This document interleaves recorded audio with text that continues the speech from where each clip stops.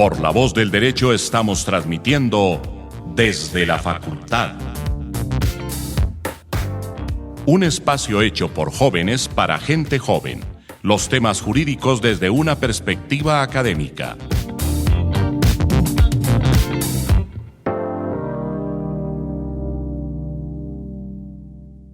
Muy buenos días, buenas tardes, buenas noches a todos y todas desde y donde nos escuchen.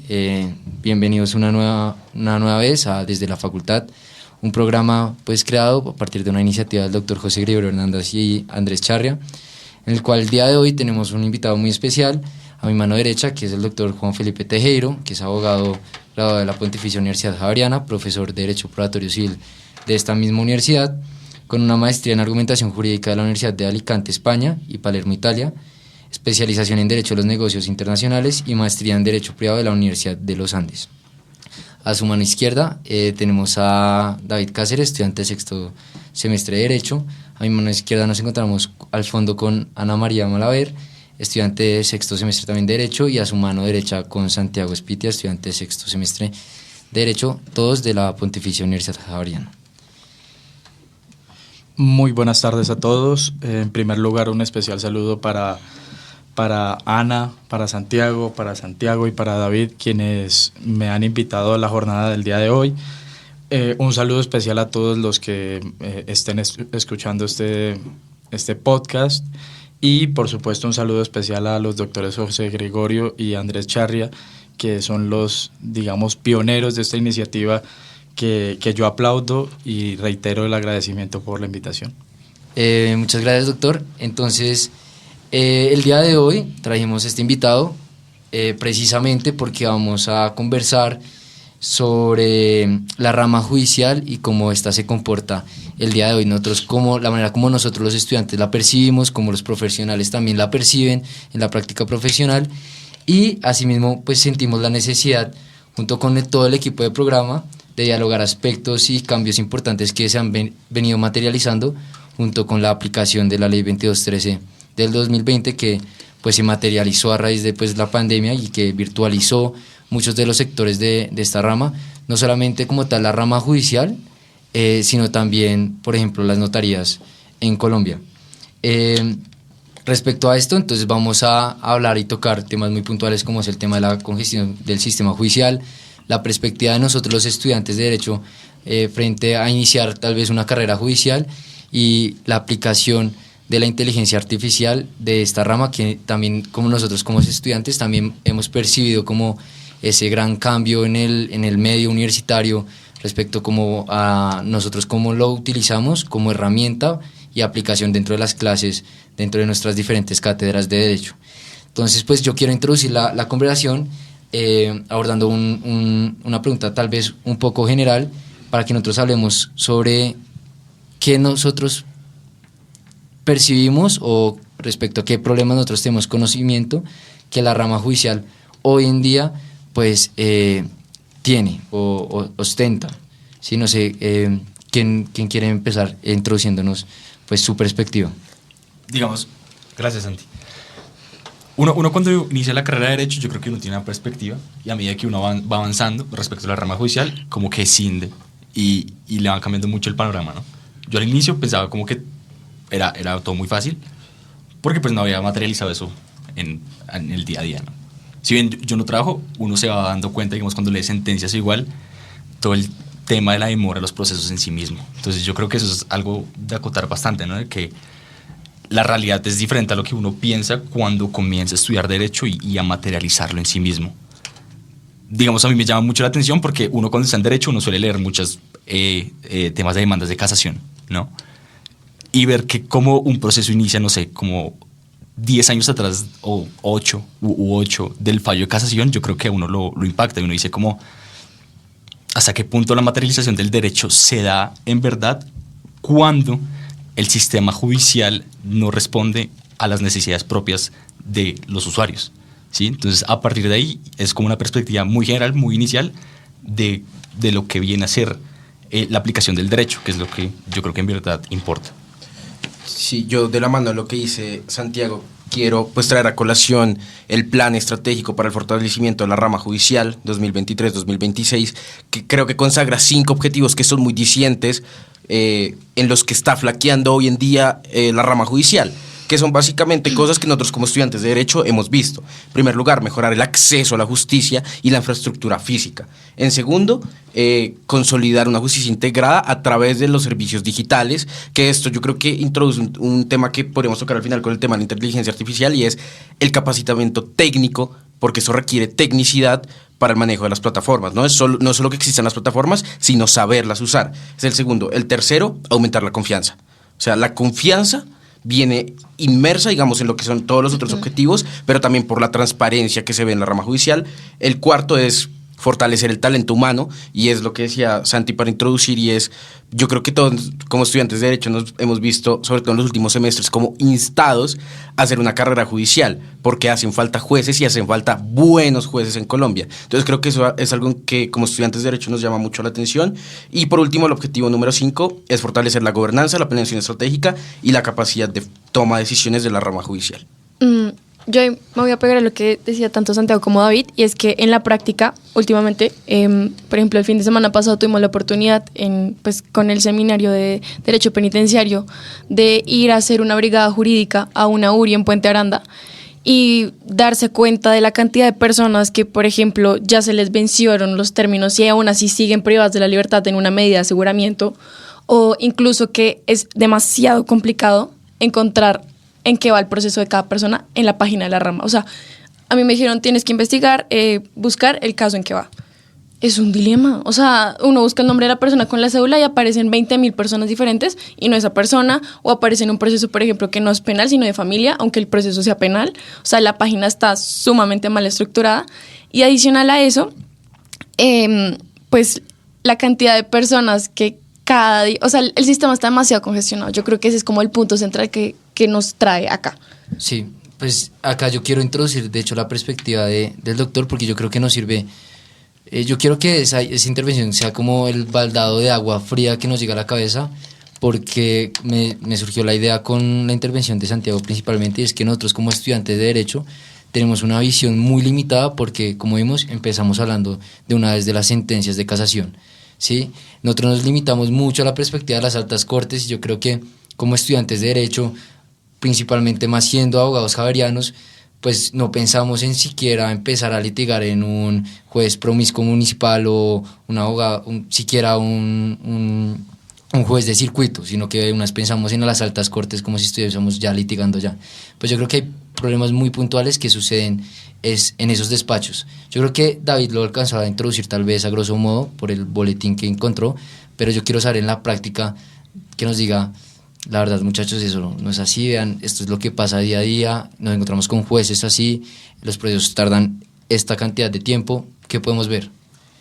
Pues muchachos, hasta donde ustedes han comentado, efectivamente esos son los procesos, los problemas que uno puede llegar a encontrar en el ejercicio judicial. Yo le sumaría uno más, que incluso aleja más a la rama de los ciudadanos, y es el lenguaje que tienen las providencias judiciales. No en todas las áreas se ve, no todos los jueces y magistrados del país tienen esta vertiente, pero sí hay muchos con una inclinación de usar un lenguaje complejo para administrarle justicia a los ciudadanos. Y al final, ¿quiénes son los que requieren ese servicio? Pues las personas de a pie. La persona que tiene su trabajo, o que es un contratista, o que está desempleado, la persona de estrato 1, 2, 3, 4, 5. No, el ciudadano no es un experto en derecho, no necesariamente es un profesional, es una persona normal del día a día. Y si no es un abogado, ¿por qué tenemos que complicarle el acceso desde el entendimiento de la decisión que se está tomando? ¿Sí? Entonces, además de los problemas que ustedes han enunciado, es ese. ¿Qué pasa? Yo afortunadamente pues me dedico profesionalmente en este momento al tema del litigio, es decir, estoy por fuera de la rama, pero afortunadamente tuve la experiencia de trabajar en la vía judicial, tanto en la Superintendencia de Sociedades, ejerciendo funciones jurisdiccionales, como en un juzgado civil municipal. Y los retos son enormes. Son enormes, muchachos, y yo creo que sí ha faltado de alguna manera iniciativa por parte de universidades, llamémoslas reconocidas a nivel nacional, por tomar iniciativas de que sus estudiantes hagan parte de la rama judicial del poder público. Y lo que decía Santiago, no rama judicial desde la Corte, que claro, es muy bonito, y el estatus, y la Corte Suprema, y la jurisprudencia, sí, por supuesto, pero es que la justicia empieza en el juzgado promiscuo municipal. Ahí es donde empieza la justicia. El ciudadano de Aracataca, el ciudadano de Pitalito, ellos son los que necesitan también justicia, no el ciudadano, el de la gran empresa Postobón, por poner un nombre, por decir cualquiera, en Bogotá. Claro, todos tenemos derecho al acceso, pero es que a la persona que es más difícil llegarles a ellos. Entonces, hagamos un esfuerzo por acercar la justicia a ellos, entre diversos problemas que pueden encontrarse, por supuesto, que todos ustedes los han enunciado, pero en la práctica yo creo que viene siendo eso, que hay que capacitar a los juzgadores. Creo que hace falta iniciativa de ciertas universidades, de ciertas instituciones y facultades de derecho de este país. Creo que hay un tema del lenguaje, creo que hay un tema de congestión judicial que quiero tocar más adelante. Creo que hay una falta de acceso a herramientas tecnológicas, que también creo que lo vamos a tocar aquí. Y pues todo lo que ustedes han comentado, que son los retos que enfrenta la rama judicial y la administración de justicia en Colombia. Sí, la verdad son puntos supremamente importantes, pero yo quiero dar el abrebocas, yo creo preguntándole a usted, más o menos un proceso de tal vez única instancia, no sé qué tipo de proceso, pero más o menos aproximadamente cuánto se demora en iniciarse y en culminar, encontrarnos con una sentencia pues ya ejecutoriada. Yo voy a hacer una confesión acá, muchachos, y es que para que ustedes entiendan la dimensión de la problemática, la primera demanda que yo presenté como profesional en mi vida fue en enero de 2019 y en este momento no hemos llegado a audiencia inicial. No solo no a sentencia, no hemos llegado a audiencia inicial. 4 años. 4 años han pasado y seguimos en la etapa de traslados y traslados y traslados. No hemos llegado a audiencia inicial. Claro que hay procesos que salen más rápido, porque este es un tema que es algo complejo, claro, pero 4 años. Yo le pongo, yo creo que en la jurisdicción civil un tema en primera instancia, si bien el código, el 121 nos dice debe demorarse 1 año, máximo prorrogable por 6 meses, yo creo que se está demorando 2 años y medio para salir sentencia. Hay procesos que salen más rápido, seguro, pero como es un promedio, como hay procesos que se demoran 4 años para una audiencia inicial, ese es uno de los grandes problemas que tenemos. Sí, allá hablaremos sobre el tema entonces de congestión judicial, pero la verdad sí me interesó mucho el tema, por ejemplo, del lenguaje, porque yo creo que a nosotros más como estudiantes nos encanta hablar con los latinajos que nos enseñan los profesores, porque de verdad, o sea, no es no es un punto solamente personal, sino que yo estoy seguro que a todos nos encanta ver, porque nos vemos más intelectuales, nos vemos, no sé, con más capacidad, y yo no sé ustedes qué creen por qué se da esta situación, más nosotros como estudiantes de Derecho, además. Yo creo que viene sobre todo de, como tú decías, como la necesidad de uno creerse capaz en la etapa de estudiante, ¿sí? O sea, el hecho de uno poder usar un término y entender el término da cuenta de que, bueno, voy por un buen camino, pero eso es como para el tema personal, la esfera interna de la persona, pero si uno se da cuenta, al fin y al cabo, lo que uno como abogado debe buscar, y como, digamos, si se enfoca en la carrera judicial, es como servir a la justicia y servir al ciudadano, y sirviendo al ciudadano, pues el lenguaje es un tema que pone una barrera. Por eso es que yo creo que se da mucho, yo creo que nosotros como estudiantes lo hemos vivido en la universidad, que parece que del Giraldo hacia afuera, fuese otra universidad, y hay cierta reticencia de las otras carreras frente a las personas que estudiamos Derecho, y yo creo que en parte es por el lenguaje, por las tradiciones, que ojo, yo creo que hay muchas tradiciones del Derecho que deben conservarse, de estudiar Derecho, que deben conservarse, pero el lenguaje, al fin y al cabo, es un arma de transformación, y como arma de transformación yo creo que debe estar puesto al servicio de las personas y que llegue al ciudadano, que llegue a la persona a pie. Yo ahí me quiero unir a lo que ha mencionado David, y es que incluso creo que es algo también que nos inculcan mucho como en las clases. O sea, yo puedo estar en una clase y digo, di esta prueba, no utilice el término correcto, o sea, aportó la prueba. Pues sí, o sea, son tecnicismos, son cosas mínimas, pero pues uno entiende la idea. Creo que también viene mucho siendo algo que en clase también nos han venido como, digamos que materializando mucho. Y sobre todo lo que pienso también es que es como un tecnicismo propio de cada carrera, o sea, tanto los de medicina como los de arquitectura, como los de diseño, o sea, cada uno tiene sus términos raros. Lo que pasa es que nosotros creo que es un poco más transversal, porque pues termina siendo un eje central que afecta a todo el mundo, y cuando uno ya tiene que llegar a hablarle, por ejemplo, a un cliente, pues ya decirle, no, es que mira, es que tú tienes una medida de subrogación, pues no, ¿yo qué voy a hacer que es una medida de subrogación? O sea, cada vez como que lo hacemos nosotros mismos más complicado. Obviamente tienen que tener pues el nombre que es, porque pues así fue diseñado el sistema, pero tenemos que hacerlo más comprensible para las personas que no son estudiantes de Derecho, incluso aquí mismo en este programa. Sí, pero saben, yo sí quiero tener una posición que va en contraria, tal vez, de la posición tal vez un poco liberal que estamos tomando, porque yo alguna vez hablé de ese tema con una persona y yo creo que esto también ocurre por el tema de la iniciativa legislativa. Yo creo que, de hecho, en los códigos vemos cómo se materializa ese lenguaje, y yo creo que si nosotros vamos a entrar a litigar, de entrada para con el juez, sí tenemos que hablar ese lenguaje. Sí. El problema está cuando nosotros estamos asesorando al cliente, cuando nosotros estamos hablando, compartiendo en una reunión familiar y estamos hablando sobre X tema. Yo creo que en esos casos sí es cuando nosotros tenemos que ser un poquito más amplios en el lenguaje, pero para con el juez yo creo que toca usar ese lenguaje técnico jurídico. ¿Pero por qué? Precisamente porque ahí va el entendimiento del juez, y es un principio del derecho procesal, es que el juez conoce derecho.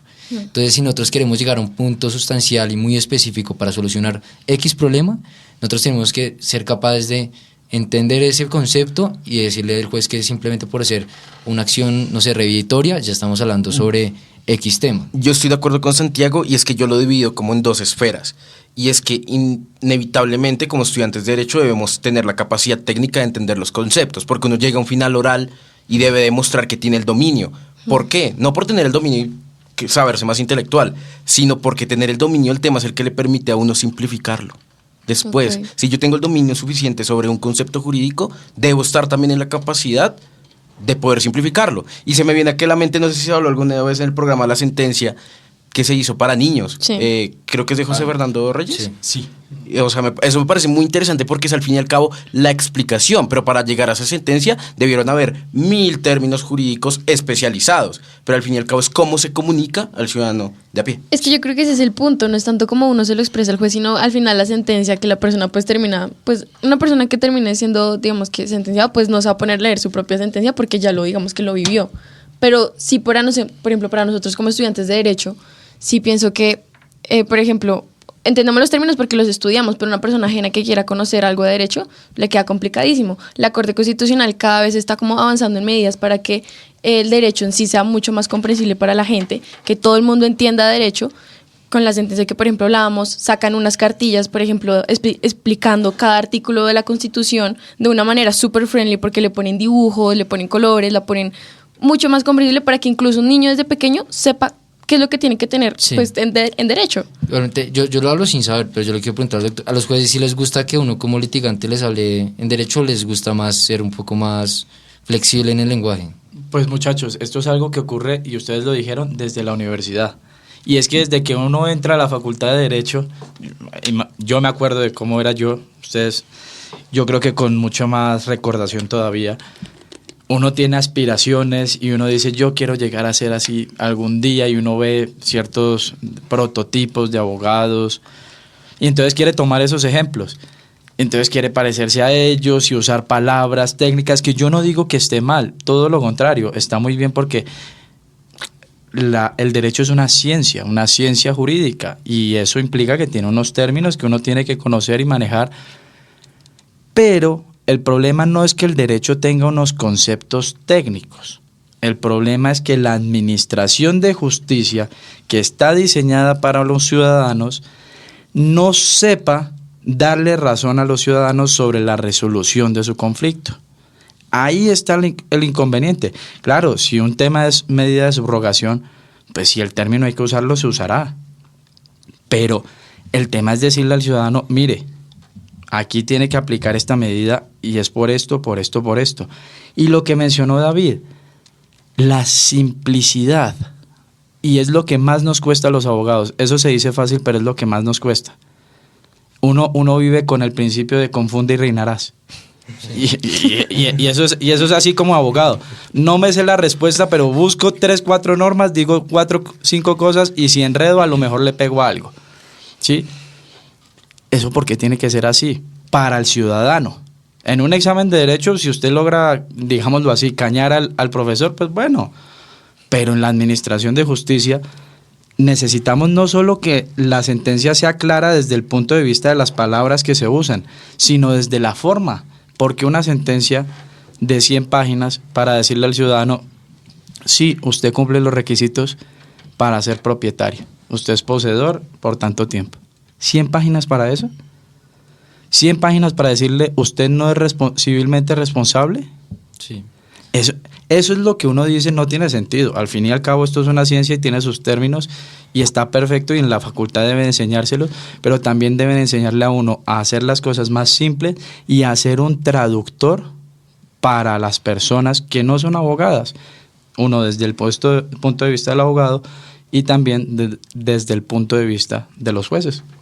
Yo creo ahí que el tema académico juega mucho. ¿Y a qué me refiero? Todas esas iniciativas yo creo que estudiantiles, como lo son los semilleros de investigación y esta labor propia de las universidades, aporta a lo que viene a ser la comunicación del derecho, ¿sí?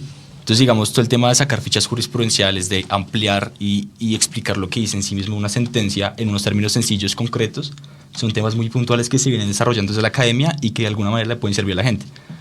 Quizás, claro, las fichas las lean personas específicas que buscan unos temas, pero el hecho de tratar de hacer esa labor yo creo que dignifica lo que viene a ser la profesión y es importante. Y unido al tema del lenguaje, yo quisiera poner de presente otra problemática. Y es que hay una problemática yo creo que impresionante en lo que viene a ser como la ritualidad de las formas en lo que es el sistema del aparato jurisdiccional en sí mismo, ¿no? Entonces, claro, digamos con la 2213 yo creo que se arregló mucho este tema porque el derecho de baranda, es decir, el derecho propio de los juzgados, como que se redujo, decir que ya no me acepten la presentación de una demanda por X o Y cosa, por algún papel, porque no estaba bien puesta una demanda. Ese tipo de cosas, yo creo que lo ha podido desarrollar la 2213, ¿no?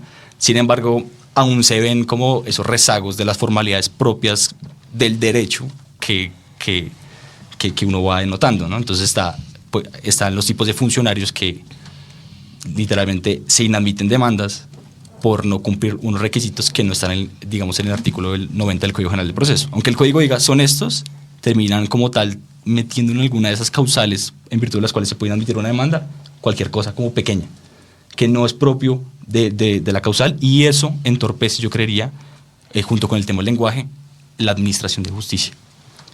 La verdad, ese punto yo creo que es fundamental. Creo que todos llegamos al acuerdo en que el lenguaje es uno de los aspectos claves para, yo creo que los ciudadanos tengan más acceso a la justicia y yo creo que también incentiven de cierta manera a acceder a la justicia, porque yo creo que también hay un alto índice de personas que no acceden a la justicia precisamente porque no la entienden. Entonces yo creo que el lenguaje y solucionarlo desde las facultades yo creo que puede ser una solución muy puntual que drásticamente puede mejorar sin lugar a duda la práctica dentro de la rama judicial, ¿no? Si me permite un momento, Santiago, hay veces que yo tampoco la entiendo. Sí, no tampoco. O sea, imagínese un ciudadano. Así que si yo que ya llevo unos años en esto, que estuve allá adentro, y todavía hay veces que yo saco una decisión y yo digo, ¿y por qué? ¿Y qué me está queriendo decir? No, es que hasta nosotros perdemos parciales por no entender el mismo propio lenguaje, ¿sabes? Exacto. Y entonces pasa. Y uno creyera que en la universidad, en la facultad de Derecho, uno está formando a estudiantes que... Y la gente tiene, yo creo que es el deber ser, tiene el entendido de que está formando a unos lectores, y no solo lectores, sino unos escritores, y a veces lo que uno termina viendo es que no es tan así. Y no es solo defecto del estudiante, que también tiene que hacer su trabajo individual, pero también es un problema de las instituciones educativas básicas, primaria y secundaria, y de las instituciones de formación profesional y de facultades de Derecho, ¿qué tanto estamos formando a los muchachos, a los futuros abogados como comunicadores de la ciencia del derecho? Que sepan escribir, Sí. que sepan decir una idea. El confundir y reinará servirá de vez en cuando, pero no siempre, y hay que centrarnos en qué escenario estamos. Entonces, yo creo que por ahí pueden evidenciarse ciertas problemáticas y pues también asimismo las posibles soluciones. Sí. Ese tema lo vamos a dejar más o menos abierto porque hasta se puede grabar todo un episodio respecto al lenguaje jurídico, o sea, nosotros qué pensamos respecto al lenguaje jurídico. Pero aterrizando un poco más aún el tema, la rama judicial desde 2020 más o menos goza de unos índices entre el 50 y el 70% de congestión judicial. A partir de la aplicación de la 2213 del 2020, del 2023, 22, se soluciona un poco esta dinámica y quisiera preguntarles qué aspectos, pues principalmente también al doctor, qué aspectos han cambiado con la aplicación de la misma, el uso de las tecnologías y qué ventajas y desventajas podríamos percibir. Pues, Dale. hay un tema y es que yo creo que, bueno, lo primero que es muy notorio el tema de notificaciones, eso es impresionante. Yo creo que la facilidad del asunto de mandar un correo, copiar a la contraparte y que ya se entienda como... Sí, que se corre el traslado de una vez.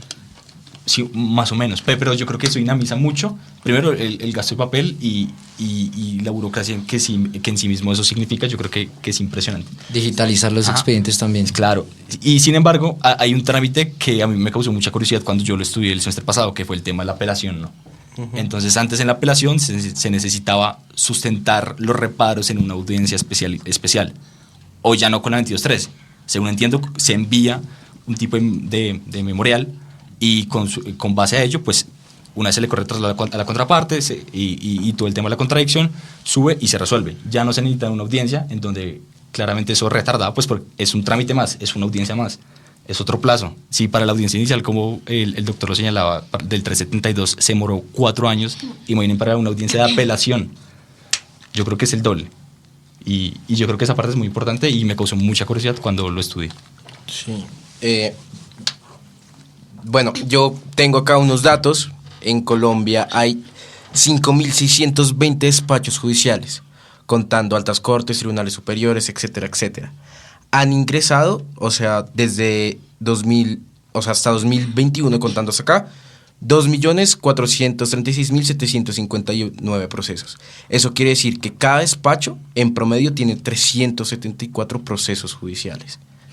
O sea, En promedio, porque creo que hay algunos que tienen muchos sí, más, seguramente. muchísimo más. Cuando yo estaba en el juzgado civil municipal, alcanzamos a tener 2.500. Solo en uno. Es En un un- promedio muy promediado. Sí, eso sí. Pero en ese orden de ideas, yo creo que la 2213 quitó un poco esa ritualidad de la que hablaba Santiago.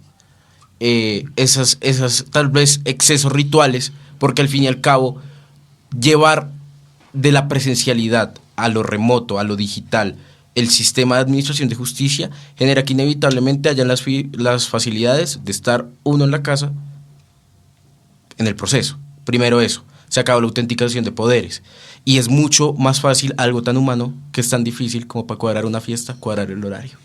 Dios mío, o sea, que el testigo, que el perito, todo eso se simplifica y es más fácil porque todo el mundo, no sé si han notado, cuando es virtual está más predispuesto porque está en la casa, está predispuesto a ir. Pero hay un tema importante y es el transmitir de la prueba, ¿no? En Ok. sí mismo, en la segunda audiencia que se hace en medio de un proceso, ¿no? Sí. Entonces, el hecho de generar el interrogatorio en sí mismo y que sea virtual, yo sí tengo mucha problemática Sí, de respecto acuerdo. de lo que se le está transfiriendo y transmitiendo conocimiento al juez en sí mismo, ¿no? Es que eso es un problema. Es un problema. Yo que creo que sería una buena solución dividir el proceso en virtualidad, hacer como un híbrido, que lo que se pueda despachar de manera como virtual se pueda, pero es que hay cosas inherentes a la práctica del derecho que no. Yo como hago, o sea, en teoría un testigo como que nadie le puede estar hablando, ¿sí? Yo cómo hago para garantizar eso en un espacio muy duro. remoto, es muy difícil y yo creo que esos son retos que debemos afrontar y que no soluciona la 22.13. Pero claro, ahí entra el tema, y es que a veces en una misma audiencia se pueden sacar el tema, todo el tema a la vez. ¿Cómo hacemos para medir eso? ¿Sí? Es una gran que, problemática. ¿Saben cuál creo que es la gran ventaja de la 2213? El tema de de los trámites y los traslados, el tema de las notificaciones, por ejemplo, los estados electrónicos virtuales en los cuales uno puede entrar a la rama y una vez consultar el estado del proceso, pero sin embargo sí comporta una desventaja muy, muy grande, y eso yo lo he hablado porque mis ganas por litigar son increíblemente grandes, pero sin embargo me veo un poco aturdido por el hecho de que se haya digitalizado y virtualizado mucho este tema, de pasar de un código, un proceso netamente escrito con el Código de Procedimiento Civil a un proceso oral con el Código General del Proceso, pero después hacer un tránsito a la 2213 con una audiencia virtual por medio de una plataforma digital. Yo creo que eso también lo deshumaniza el derecho, porque precisamente como lo mencionaba Fernando Castillo, el presidente de la Corte Suprema de Justicia, en uno de los foros que nosotros tuvimos, muchos jueces y litigantes no se están tomando entonces ahora las audiencias en serio. Apagan la cámara, no vemos a los jueces, se viola, por ejemplo, el principio de mediación, el tema de que el juez, no sabemos si el juez está valorando las pruebas, está percibiendo las pruebas. Hay un tema en el que puede estar en pijama, se pierde también esa formalidad con la que nosotros entramos a la facultad de ir a presentar un examen en traje o ir a una audiencia, que por ejemplo con la clase con el doctor Tejero tenemos el examen final, es una audiencia oral en la cual nosotros vamos, nos sentamos en la sala de audiencias del Giraldo y nos sentamos en los puestos donde deberíamos sentarnos. En realidad yo creo que en la práctica, yo creo que es el gran problema, lo deshumaniza. Sí, y es que yo estoy de acuerdo, y es algo que hemos hablado mucho con Santiago. No sé, doctor, usted cómo le pasó mientras estaba en la carrera, porque a nosotros nos toca prepararnos para inevitablemente saber que muchas de nuestras audiencias, si queremos litigar, van a ser virtuales. Sí. Y eso genera cierta desilusión, porque muchos sabemos que pues no les gusta tanto la virtualidad, pero hay otros que sí nos gusta, y como la emoción de ir a pararse en el juzgado, pues es muy diferente aprender la cámara del computador. Totalmente. Yo quisiera pausar mi respuesta porque sé que Ana estaba levantando la mano, entonces sigue y... No, pues yo de problemática también iba a mencionar un poco respecto a la publicidad del proceso. ¿Por qué? Porque siento que tuvimos también una actividad en Penal General 1 con el doctor Gustavo Cote, donde tuvimos que ir a Palo Quemado a intentar entrar a una audiencia y pues hacer una etnografía de ver cómo era todo el proceso. ¿Cuál es el tema? Pues no habían audiencias. Entonces era como, no, pues hay una que otra, entre si quiere, vea. Pues digo, chévere, o sea, pues listo, chévere que uno haya podido entrar a algunas, pero por ejemplo, para los otros procesos, únicamente uno terminándose cuenta de cómo avanza un proceso, porque son casos mediáticos. ¿Y por qué? Porque Semana está ahí, o cualquier otro medio de comunicación, y entonces uno publica, entonces, bueno, entonces, por ejemplo, vimos la audiencia de Valentina Tres Palacios, de Nicolás Petro, pero cuando uno intenta ya como...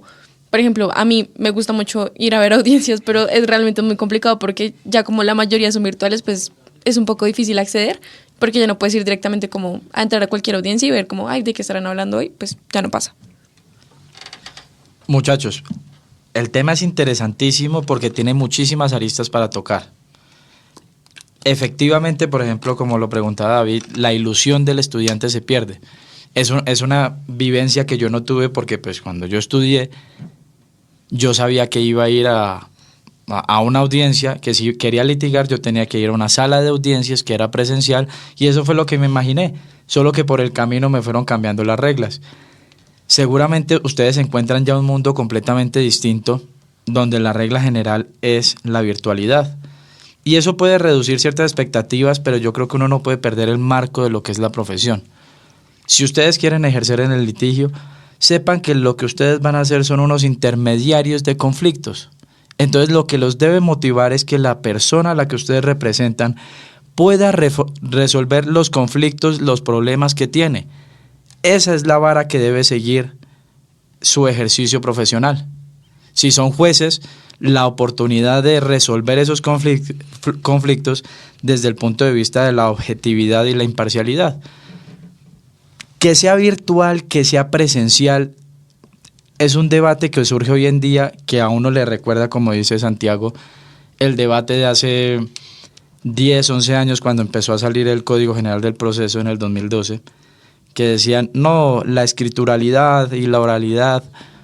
El Código General del Proceso no es un código netamente oral, es un código mixto, donde como ustedes saben, hay una parte inicial que es escritural, la demanda se presenta en escrito, la contestación se presenta en escrito, el traslado de las excepciones es por escrito, y luego hay una etapa que es oral, que son las audiencias, la audiencia inicial, la audiencia de instrucción y juzgamiento, la audiencia única si se trata de un trámite verbal sumario.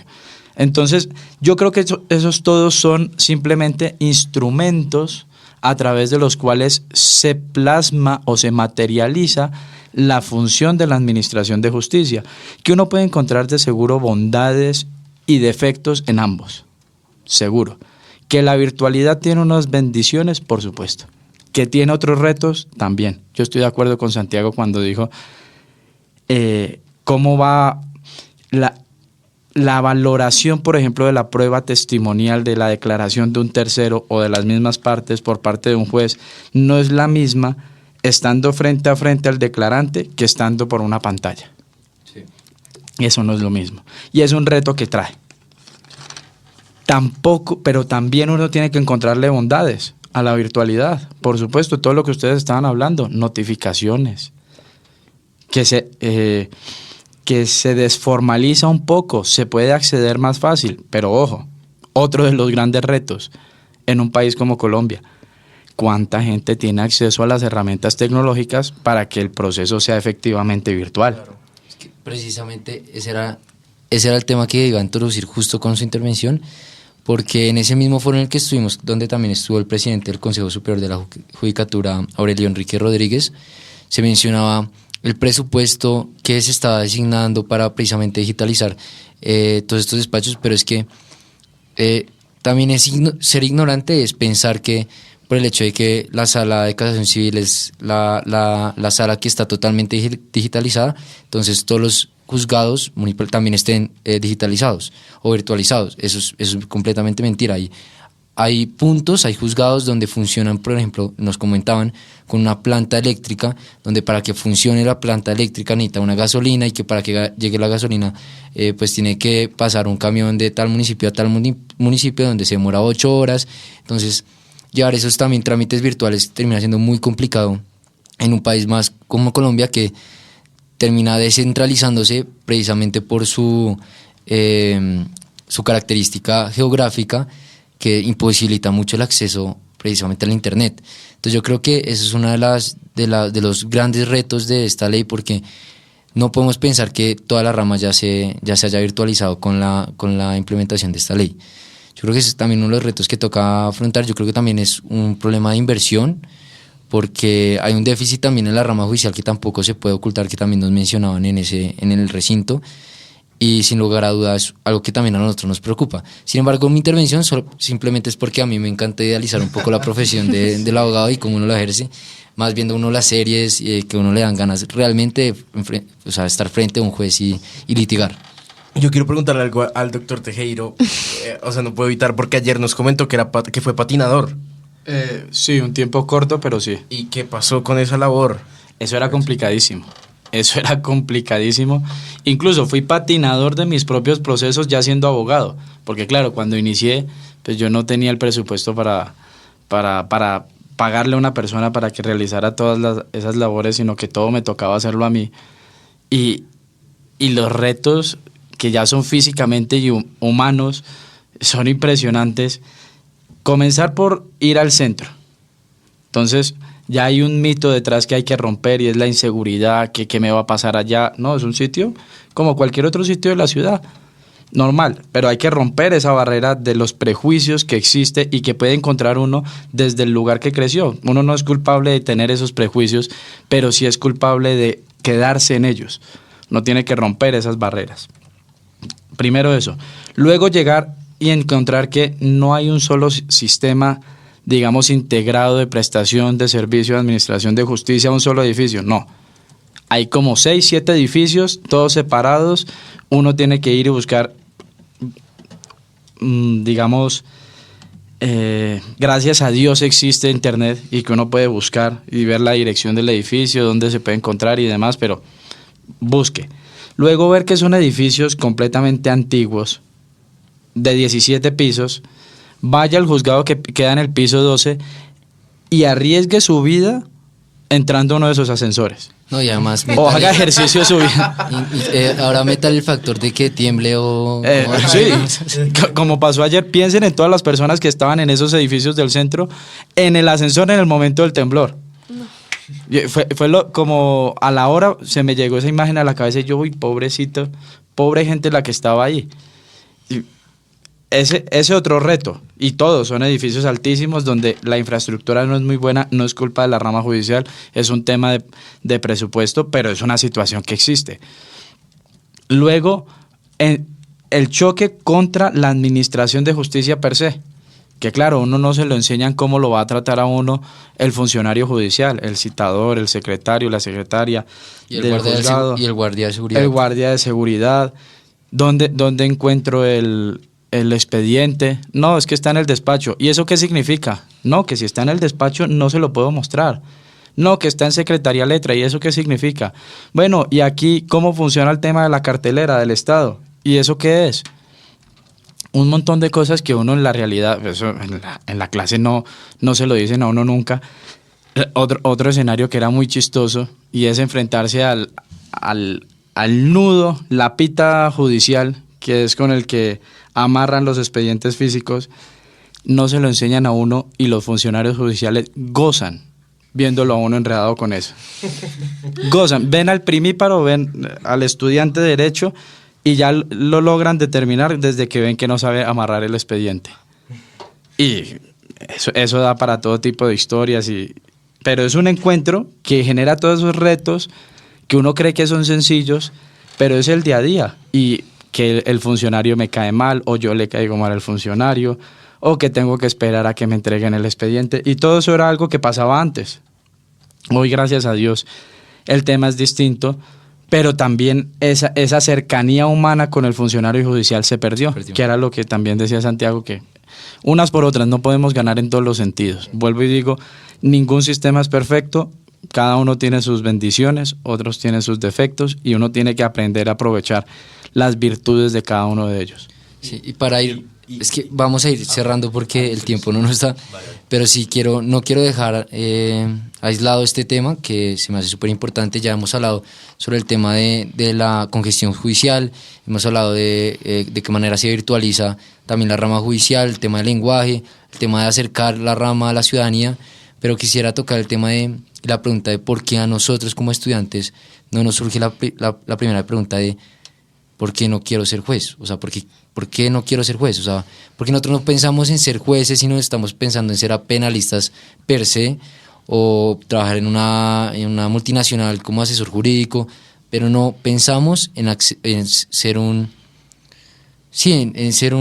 o acudir o trabajar en la administración de justicia? ¿Por qué? Yo creo que me voy a acoger algo que de hecho estamos hablando justamente aquí afuera antes de entrar, y es que qué aburrido ser juez. O sea, de verdad, lo digo desde mi perspectiva personal. ¿Por qué? Porque en sí, aún para uno ser parte, es un desafío, es un reto, ¿sabes? Es como el reto personal de, oiga, me tocó este caso, lo tengo que defender, tengo que mirar las pruebas, o sea, yo misma, hacer el análisis, de buscar todo, ¿sabes? Como, siento que es eso, siento que es más un reto personal y en medio de todo, como también lo que nos idealizan mucho en las series, como la motivación de fondo, o sea, claro, ahorita en las audiencias, digamos que en clase y eso sí nos ponen a ser jueces y eso. Pero si yo, por ejemplo, en un propio ejercicio de clase puedo decidir entre ser juez y parte, siempre voy a decidir ser parte. ¿Por qué? Porque lo veo como un reto personal. Pues que yo creo que esa es la dinámica que toca cambiar, porque toca decir que es aburrido. O sea, yo creo que yo quiero ir más allá. Yo creo que el problema es por precisamente cómo se estructura a partir de qué eje empieza a girar la facultad. O sea, la facultad no nos enseña para precisamente ser jueces. Eso es verdad. Yo creo que es muy diciente, y vuelvo con el tema de las sentencias, ¿no? Y los materiales que uno como consume como estudiante. Yo creo que uno nunca piensa en ser juez, y si piensa en aplicar la carrera judicial, piensa ser un magistrado como mínimo, y es como el sueño de uno. Incluso yo lo tuve en algún momento, ¿no? Pero pues para ser magistrado yo creo que hay más méritos antes, ¿no? Sin embargo, me pareció muy interesante porque retomando todo el tema de las sentencias, para esta semana nos pusieron a leer una sentencia de feminicidio de un juzgado. A mí, en los 3 años casi que yo de carrera, en la vida había leído una sentencia de un juzgado, siempre de altas cortes. Entonces, desde ahí, desde esos puntos pequeños de la carrera... ¿Juliana Zamboni? No, otra. No. Otra. Otra. desde esos puntos pequeños, yo creo que ahí se empieza a enmarcar y la enseñanza propia del derecho y a bajarnos de esa nube de que todo son las altas cortes, sino que el derecho propiamente se produce el puro y duro desde abajo también, que ellos también importan. Si bien no es jurisprudencia, es un recurso humano que es válido y yo creo que impactarle eso a los estudiantes de derecho es muy importante. De hecho, el primer profesor que nos hizo la pregunta de lo de, yo recuerdo, de acceder a la rama fue el doctor, que yo siempre, la primera clase que dicta en el semestre es empezando con esa reflexión de acceder a la rama, trabajar en la rama. Sí, porque a mí me pasaba que cuando entré a la rama judicial, incluso, pues claro, yo soy de la misma facultad que ustedes y existía entre ciertos compañeros como ese mito de, uy, ¿y qué hará por allá? Yo estoy en tal firma, en tal otra. Y eso llena de alguna manera de orgullo a cada persona, porque ese es el ambiente que se respira. Y vuelvo y digo, no es que esté mal, todo lo contrario, yo creo que es completamente válido y yo entiendo a Ana cuando dices que qué aburrido ser juez. Y yo no creo que sea un problema que a ti te parezca que sea aburrido, es tu percepción personal. El problema es cuando es una idea generalizada entre todo un conjunto de personas de la misma sociedad, de la misma comunidad. Si todas las personas están pensando igual, entonces es porque sí hay un mensaje expreso o implícito que está llevando a que ese pensamiento se dé. Si eres tú, perfecto. Evidentemente yo me dedico a estar por fuera de la rama judicial, pero yo también lo hago por razones que son personales. El tiempo que estuve en la rama fue muy gratificante, lo quise mucho, aprendí demasiado. No le cierro las puertas en el futuro a desarrollarlo, pero bajo unas circunstancias distintas, y en este momento lo que me hace más feliz es estar por fuera y desarrollar la función que desarrollo. Pero sí quisiera que de la facultad saliera más personas interesadas en la rama judicial, en cumplir esa función social, que es una función pública, una función social de decirle al ciudadano, venga, yo le ayudo con el problema que usted tiene. Digamos, la cifra que dimos en clase, ya te doy la palabra. La duda que muchos estudiantes tienen es, y pues al fin y al cabo, pese a que uno lo haga también por pasión, es también un componente económico. ¿Es bien remunerada la rama? Yo creo que el sector público en términos generales creo que remunera mejor que el sector privado.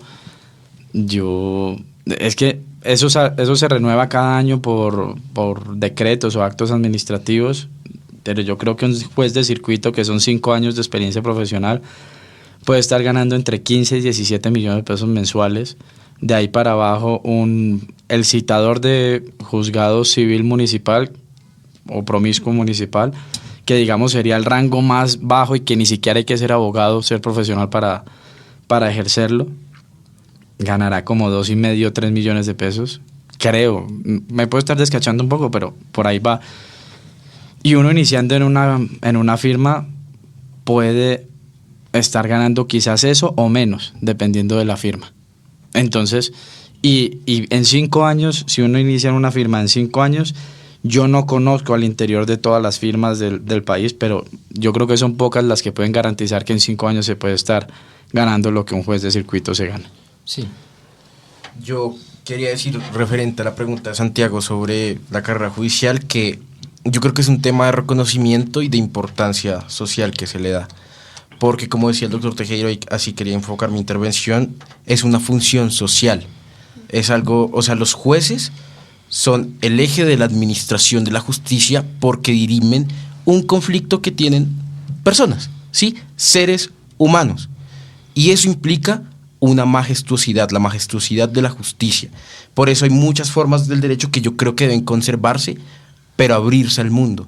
El derecho no puede ser un ente cerrado, porque cerrándolo así es que se genera que la gente no quiera ser juez. Porque yo no quiero ser juez porque no tiene el mismo reconocimiento que ser el Harvey Specter de turno de la mejor firma de abogado del país, ¿sí?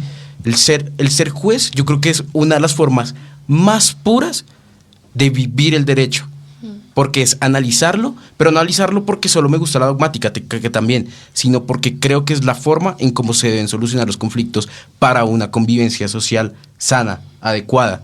Yo creo que es ese tema, como considerar y abrir las puertas del derecho para comunicar y hacer pedagogía sobre lo importante que es la justicia y sobre todo que es algo que es majestuoso, que le toca los sentimientos a las personas, porque es que son conflictos humanos, no son máquinas. Entonces yo creo que ahí está el punto.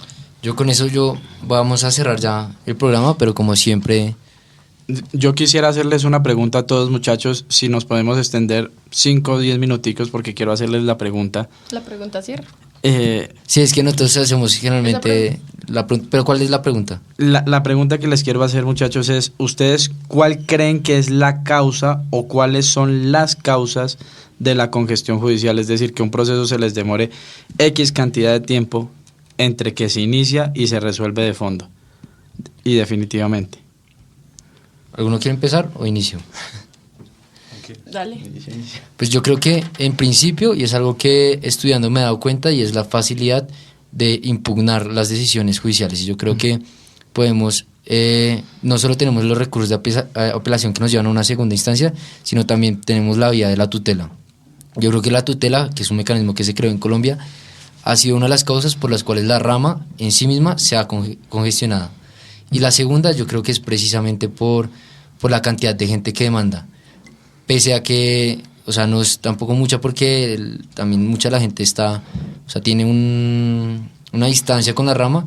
Hay mucha gente que demanda y pocos jueces, que implica que muchos de los despachos tengan, precisamente como mencionaba y como mencionaba usted, doctor, tengan a su cargo muchísimos procesos. Y llevar y ejecutar cada una de las audiencias es muy complicado. Yo creo que por un lado está la burocracia, ¿sí? Como el exceso ritual, no solo de la administración de la justicia, sino cuando se remite a otras entidades. O sea, eso diluye demasiado el proceso. Tengo otra causa que creo que podría ser, y es que vivimos en un país heredado y que vive todavía en la violencia, un país pues que está herido y que pues al fin y al cabo eso repercute en el sistema de resolución de conflictos. En un país que vive en conflicto, pues así digamos saliéndome un poco de los abogados, sino hablando más sociológicamente, pues eso repercute en la rama judicial. Y lo último es que yo creo que también es culpa del legislador, y es que hay muchas normas que no son claras, que se contrarían. Entonces eso genera que muchos vacíos y muchas demandas sean precisamente por como la carencia de interpretación normativa clara que hay en el país. Pero sin eso no tendríamos trabajo. ¿Cierto? Sí. Eso es cierto. Sin embargo, el punto central, el neurálgico, si se quiere, es propiamente el de la cultura. Las personas y el entorno en el que nos desarrollamos, como dice David, es violento en sí mismo. Es difícil. Entonces, cuando uno lleva eso a la esfera profesional, yo creo que el derecho termina usándose para lo que no es. Yo demando a la otra persona, quizás no porque yo tenga la razón, sino por demandarla, por quererle hacer el mal, por tenerla ahí, por discutir un derecho. Y también yo creo que viene un trabajo propio de las facultades. Yo creo que sería mucho más provechoso si se enfocara como tal las facultades a enseñarnos todo el tema conciliatorio muy bien. Sí, pero agotemos la intervención de Ana, que ya nos toca cerrar. Sí. Entonces, de uno. No, yo como digamos que falla central pondría la infraestructura en sí de los juzgados y cómo está dividido. Es decir, para las cifras que David nos daba, hay muy pocos juzgados para la cantidad de demanda que se tiene. Entonces, yo diría pues que el eje central sería la creación de más juzgados, también por medio de que pues más jueces y también por medio de que pues la reducción de formalismos excesivos. Sí, total. Pues yo creo que ya cerramos entonces con la intervención del doctor, si quiere resumir Sí. algo. No, a mí me alegra mucho ver la reflexión que todos los cuatro hacen sobre la dinámica de la pregunta, porque yo creo que uno de los grandes problemas es ese que ustedes mencionaron, la cultura. Y yo creo que es lo último que nosotros vemos. Y cuando digo nosotros es como sociedad, desde la educación primaria hasta la educación profesional. Pero ustedes, ¿cuándo les han enseñado a gestionar un conflicto? No de terceros, los propios. Cuando uno pelea con la mamá, el papá, con la novia, el novio, con los hermanos, ¿ustedes saben gestionar eso? ¿Ustedes saben cómo se tiene que dirimir esa situación?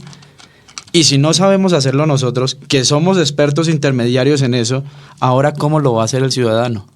Ya nos pueden cambiar las normas que quieran, ponernos digamos el proceso más flexible, 50.000 jueces, que mientras la sociedad siga siendo completamente violenta y conflictiva, nunca va a ser suficiente. lo único que va a hacer es, si uno aumenta la oferta de justicia, aumentará la demanda, porque si la gente sabe que hay más jueces, sabe que hay más gente disponible para resolver los problemas que ellos quieran causar. Yo creo que esa es una reflexión muy importante. Dejamos la pregunta abierta pues a todos los que nos escucharon el día de hoy. Agradecerle a todos los que nos escucharon y esperamos a que nos escuchen en una próxima ocasión. Muchas gracias a todos por compartir sus ideas.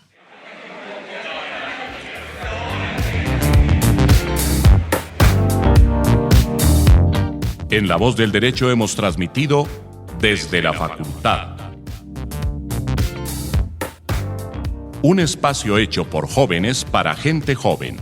Los temas jurídicos desde una perspectiva académica. Desde la Facultad.